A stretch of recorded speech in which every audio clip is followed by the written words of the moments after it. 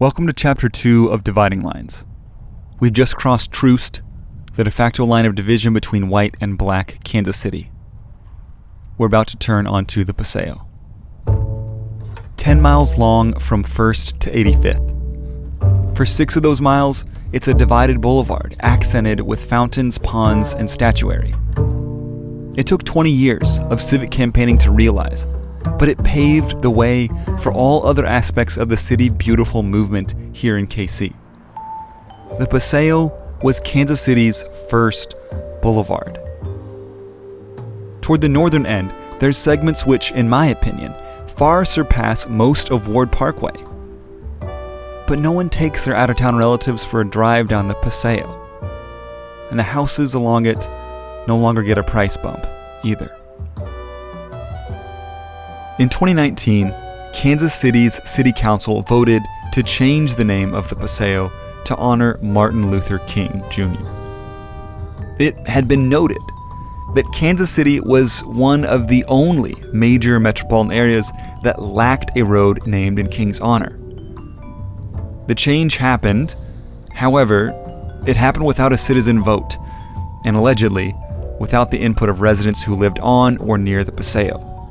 So, later that year, a ballot initiative was included in the November election, asking voters if they wanted the street to revert back to the old name.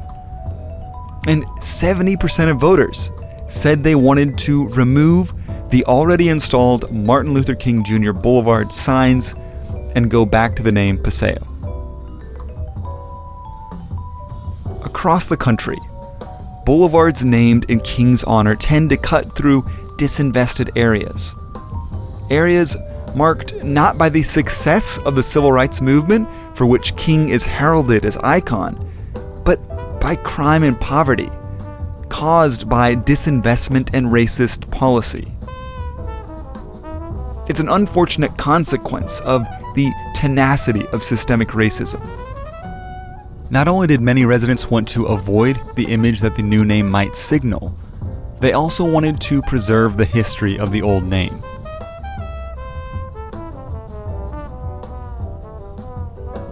In moments of honesty, many people are surprised by the Paseo. It's a direct product of the City Beautiful movement. Such a beautiful boulevard? On this side of Troost?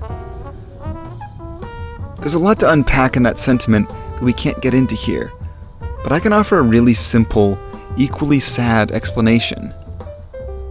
When the Paseo was built, people didn't consider this the bad part of town. This neighborhood is called Blue Hills. In the 1930s and 40s, this was suburbia. Due to restrictive covenants on the individual level and racist policies on the local and state level, it was once a neighborhood just for white folks. Black would-be residents had no rights or recourse to challenge it. In fact, almost all of the neighborhoods on the east side of Troost, from 27th Street southward, were originally this way. So what changed? Black folks were given the recourse and the rights. In 1948, the Supreme Court ruled that restrictive covenants could not be enforced in court. Black people could now, legally, buy houses in the all-white neighborhoods. In 1954, the Supreme Court ruled that segregated schools were illegal. Black kids and white kids now, theoretically, had to go to school together. These are the moments that we focus on in the history books, that we point to say, look, we fixed it. Moments when 9 white guys in the highest court in the land said that the legal arguments for segregation didn't have legs. But all the other white folks weren't concerned about legal arguments.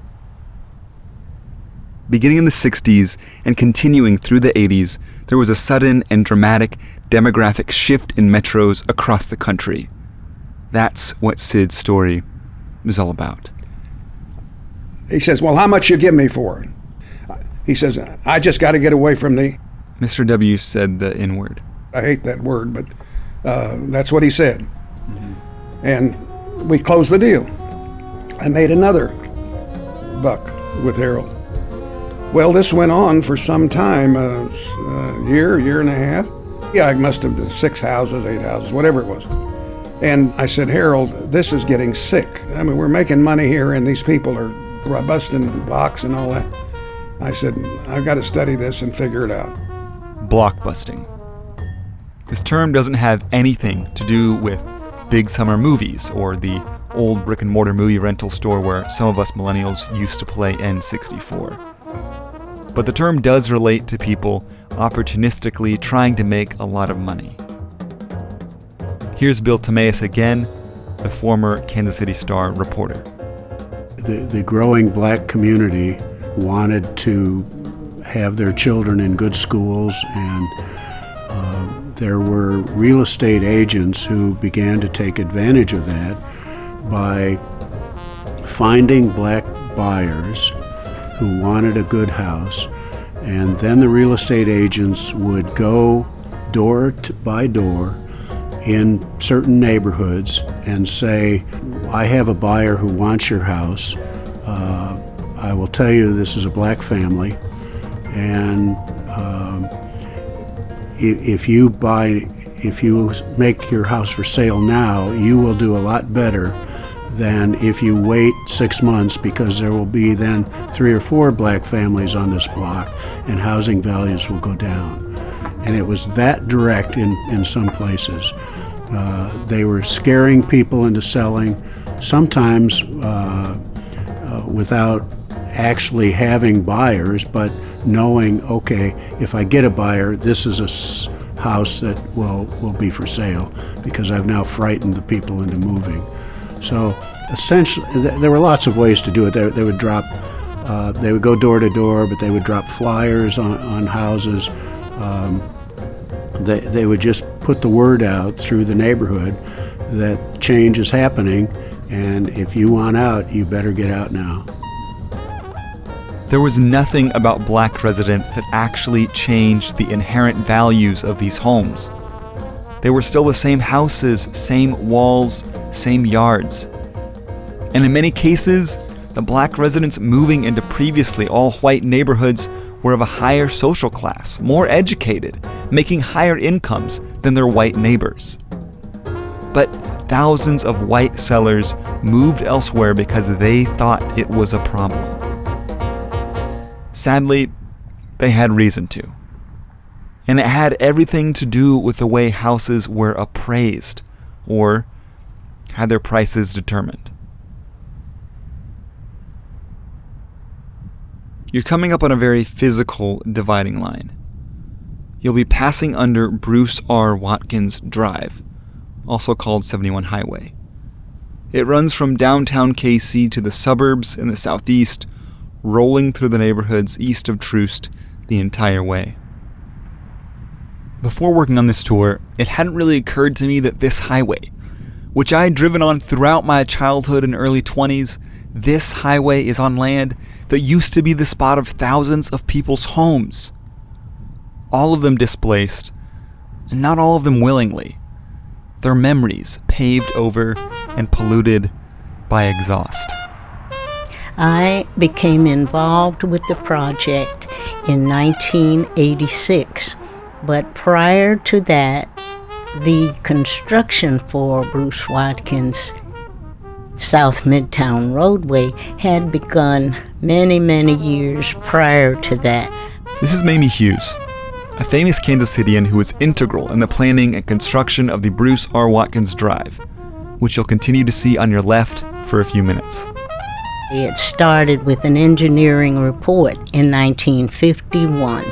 Then one day, the city and the highway department began to acquire properties, and finally, one of the neighborhoods became very troubled by the course of the project, knowing that it would be a 10-mile stretch from downtown to South Kansas City around 77th Street. Those concerned people brought a lawsuit in the United States District Court in 1973, and the court case lasted with meetings and meetings. The lawsuit lasted 10 years. One of the key issues was property values.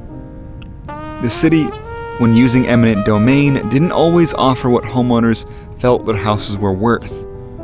It all had to do with the way houses were appraised. We figured out that there was a 50 square mile section of central Kansas City that had been effectively redlined by traditional mortgage lenders, from the river to 75th, from Truce to 435. The Homeowners Loan Corporation and later the Federal Housing Authority, yes, the two organizations that Nichols and the National Association of Real Estate Boards helped create, these were the federal agencies that assigned a creditworthiness rating to the neighborhoods throughout the country. White, racially homogeneous neighborhoods were assigned the best rating and were outlined in green on maps. Black neighborhoods were assigned the lowest rating and were outlined red on maps. That's redlining. There were no studies conducted to substantiate these ratings. For decades, propagandic publications from the Homeowners Loan Corporation and the Federal Housing Administration had claimed that black folks were dangerous and sexually rabid, claims that were not at all based on behavior but on racist paradigms. The propaganda went on to claim that black folks were harmful to the integrity of a neighborhood. It only took one black homeowner moving into an otherwise all-white neighborhood for white flight to take hold, for neighborhoods' rating to drop, and for the block to bust. Once the rating dropped, banks would often begin to categorically deny all loans to the neighborhood in question. Encouraged by realtors and speculators called blockbusters, white homeowners would panic sell, moving to new suburban developments where restrictive covenants ensured that the blocks would never bust. As white families fled to the suburbs, more black families moved in, and soon the neighborhood's rating would drop again, this time to red. The homes, again, instantly losing value in the eyes of the FHA, and therefore banks, refused to lend to the area. It left many black residents in a house worth far less than what they owed on it. Aspiring black homeowners who had wanted their piece of the pie in the sky, the American dream of building wealth through homeownership, had been cheated.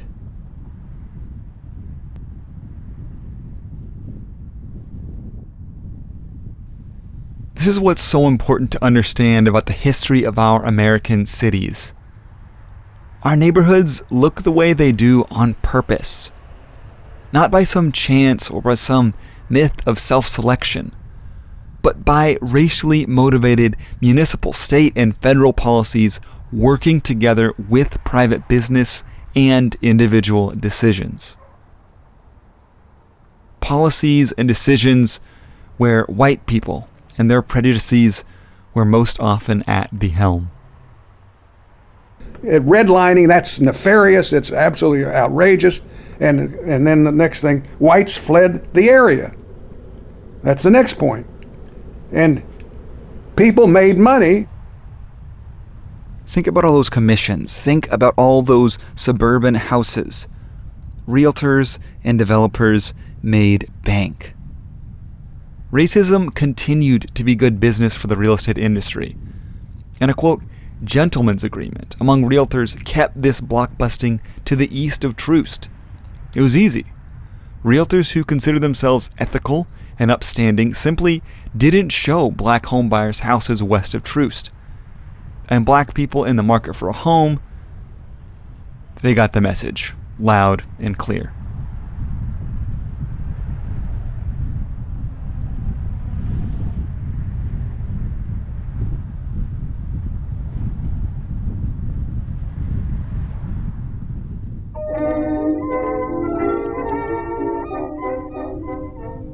Don't forget that this is a 360-degree video, and you can change the direction you're looking.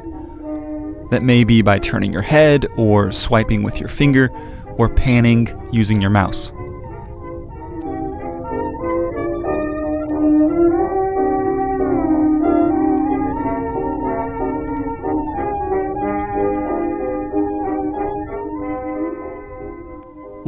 for 3028. It'll be on your right near the end of the block. A brown-fronted house with a fountain in a fenced-in yard. This is where the one and only Walt Disney lived. The other guy from the quote at the very start of the tour. At the time when Disney lived here, the neighborhood would have been nearly all white. The color line would have been 2.5 blocks north at 27th Street. At that time, black families who tried to move south out of the overcrowded 18th and Vine district were liable to face intimidation and even bombings. Disney's block was busted long ago, however. It's mostly black people that live here now.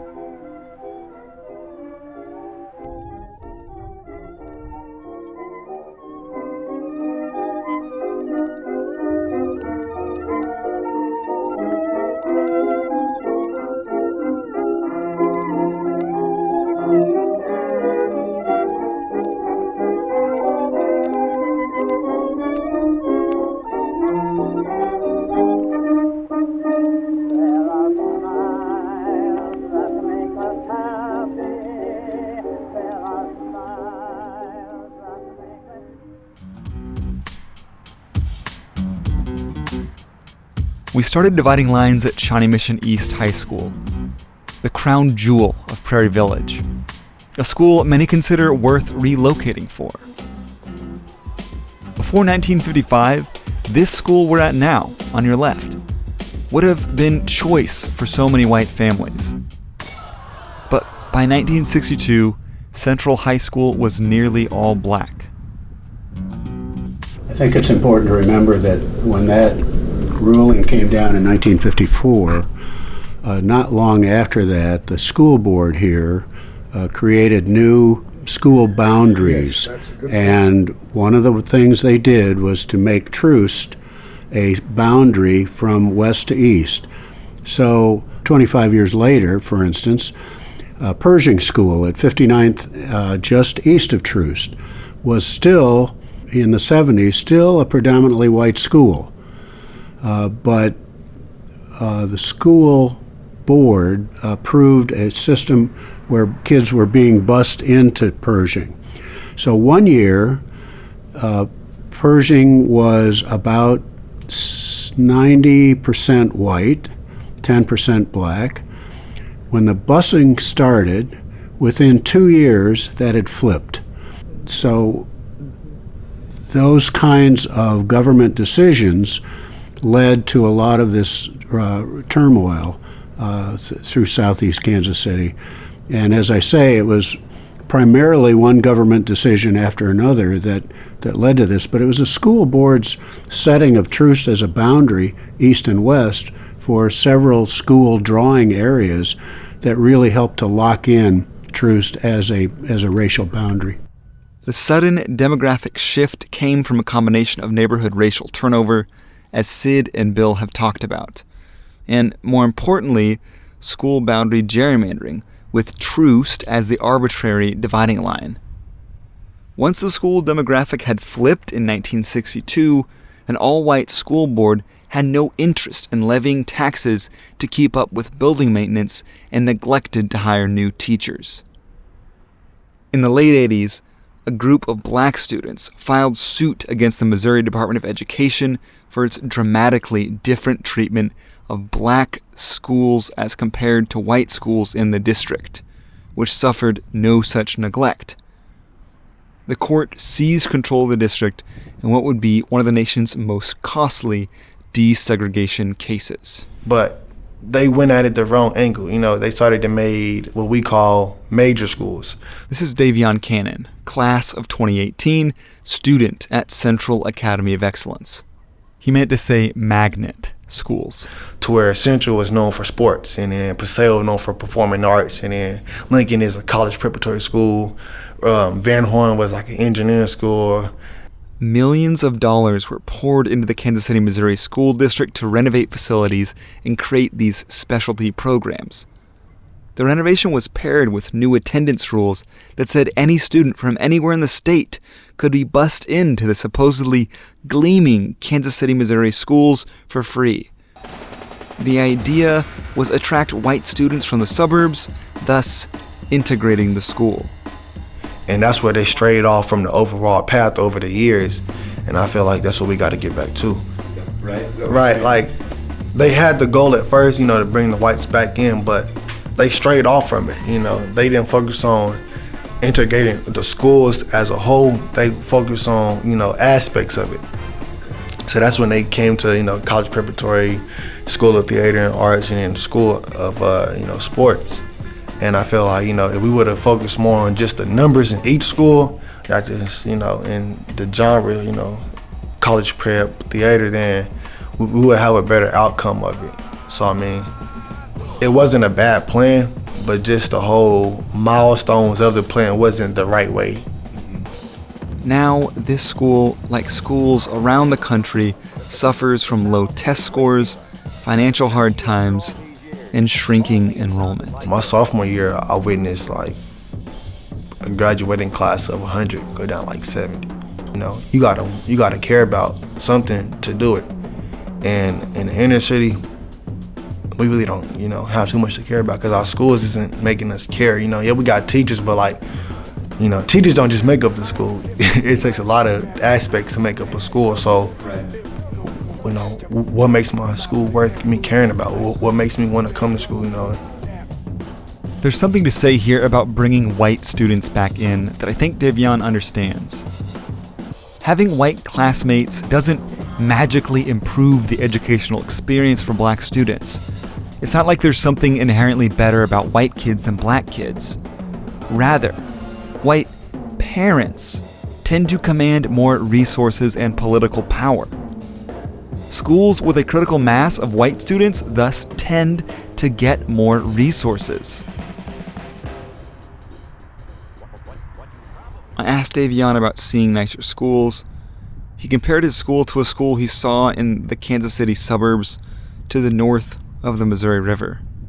I went up there for a wrestling tournament, and one of the faculty members gave me a little tour of just the floors level by level, and just seeing the aspects of that school, the classrooms, the hallways, their theater, their gymnasium. It's just a big difference. It's a gap. It's not just a little they got nicer walls, they got nicer posters. It's a gap difference. The foundation, just the quality of everything from their schools to inner city schools is a big jump. Honestly, it is an emotional factor to it. Not just because of the statistics behind each school and the history of it, but just because we know that we can be the same as Lincoln if we had certain resources they have. We know that we can do the same, hit the same marks, be just as good at any other school. But if we don't have the resources to do it, we can only do so much on our own. Davion and students and parents and teachers and administrators throughout Kansas City Public Schools are doing the most with the resources available to them to improve the academic and life outcomes for KCPS students. Say, I love my school. And that's one thing I can say about Central. These last 2-3 years, we have been building up our school. We have been making sure kids care about coming to school because we want to see everybody succeed.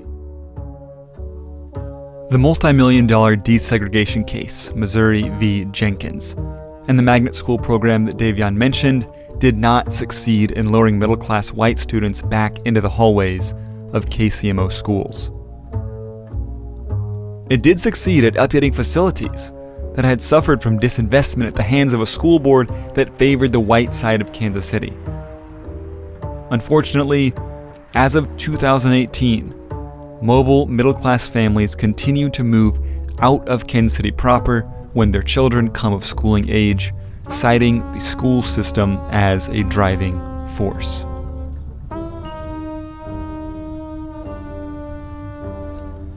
Good schools. So many of the housing decisions families make, so much of how our cities look, is driven by this pursuit of, quote, good schools. But who decides what a good school is? What makes it good? Back when all the blockbusting was happening, it wasn't just fear for their housing prices that made white families flee to the suburbs. A big part was schools. not wanting their white kids, quote, mixing with black kids.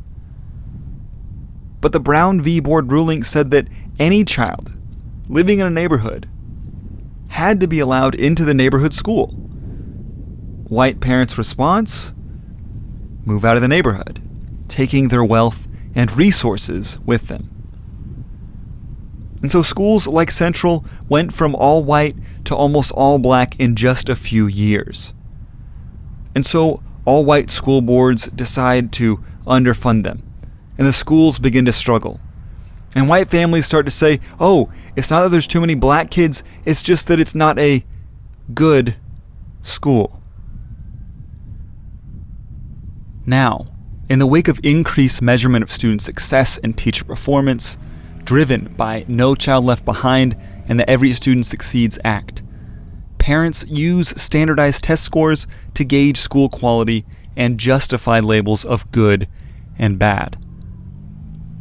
But experts have shown that high-stakes testing is easily and often gamed, and argue that it inaccurately reflects the abilities and intelligence of non-white and non-native English-speaking students. All that to say, when we speak of good schools, our measures and our definitions are more subjective than we'd often like to think.